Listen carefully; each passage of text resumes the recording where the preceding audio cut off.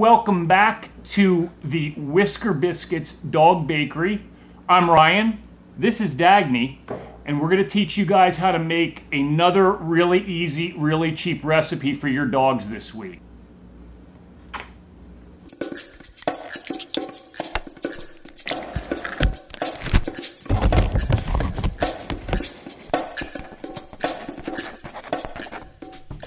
So before we get started with the final ingredient list, we'd love it if you would subscribe, click the bell down below, comment, let us know what you'd like to see us make. This week, we are going to be using an ingredient in our recipe that's often overlooked in the store, but it happens to be a powerhouse of protein, the sardine. The sardine cans are about 4 ounces, so you're gonna grab 2 of them. You are gonna grab 3 regular eggs. They can be brown, they can be white, whatever.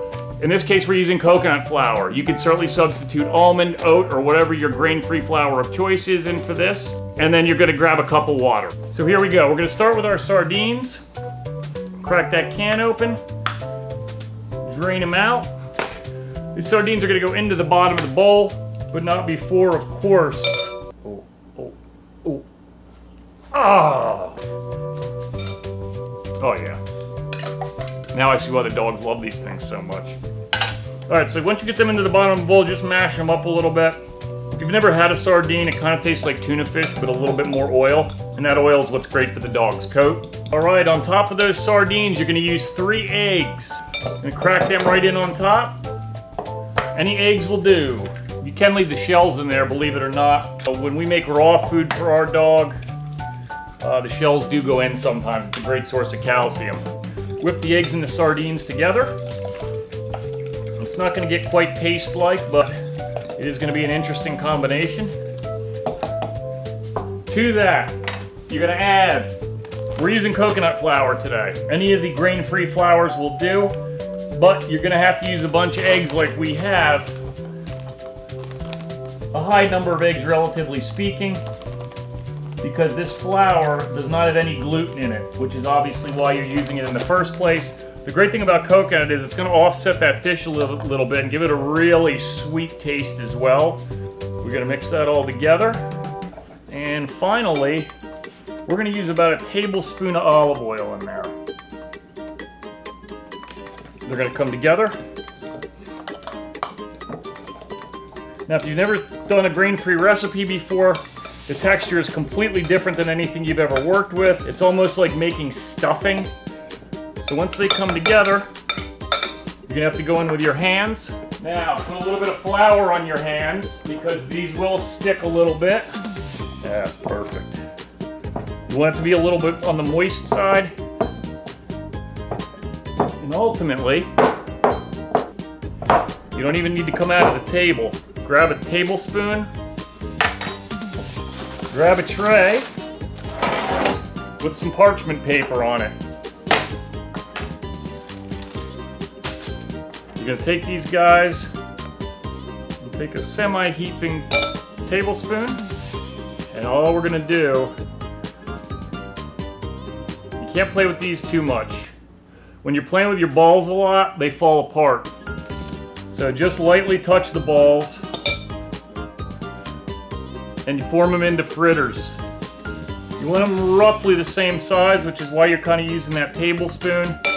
Give you kind of a gauge. If you have a very small ice cream scooper, you can use that as well.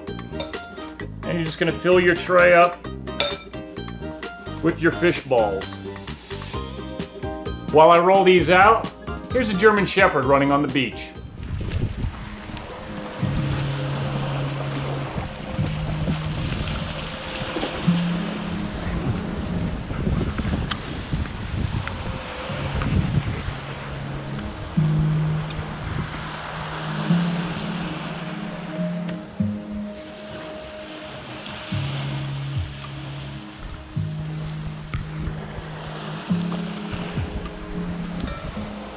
Alright, so once you have these all rolled out, we are ready to go into the oven. We're going to use a 300-degree temperature for about 45 to 50 minutes. When these start to brown, that's when you can pull them out. There's still gonna be a little bit of moisture in the middle. So when you do pull them out and let them cool, you have about a day or two outside of refrigeration. We're gonna recommend that you refrigerate them or let the dogs eat them in a couple days. That's your best bet.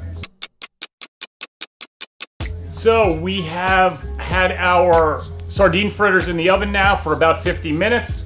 We're gonna pull these babies out and see how they did. They are beautiful, they're golden brown. They actually look like a real, either a conch fritter or a seafood fritter, a hush puppy if you've ever had any of those items. Well, thanks for baking with us this week. This has been Ryan at Whisker Biscuits with our DIY dog treat segment. Please subscribe if you haven't, leave a comment down below. We'll be seeing you next week for our next installment of a fantastically tasty treat that you can make at home for your dogs. And now for your viewing pleasure, bon appetit. And now the tasting begins.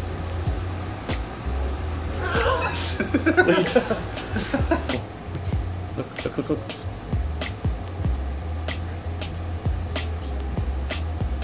Can you say thumbs up?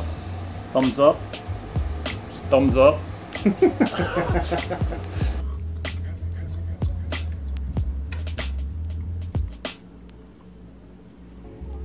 There's an overwhelming fishiness to it.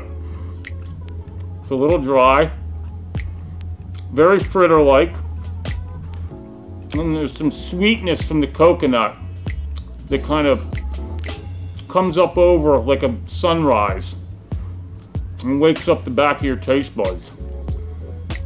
Other than being dry, this is pretty damn good.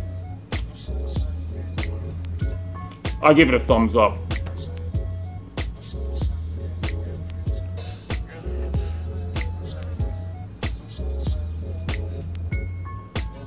It was pretty fishy, followed by some coconut. Not one of my favorite things, but not bad either. I give it a thumbs up. I'm in.